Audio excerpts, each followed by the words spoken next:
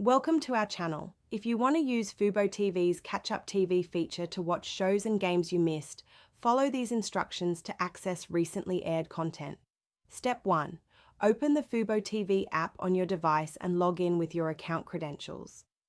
Step 2. Navigate to the Guide or Schedule section to see what programs have recently aired on your subscribed channels.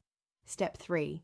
Look for programs marked with a Look Back or Catch-Up icon, which indicates they're available to watch after they've aired. Step 4. Select the program you want to watch. FuboTV's Look Back feature typically allows you to watch content from the past 72 hours. Step 5. Click play to start watching the program from the beginning, even though the original broadcast time has passed. Step 6.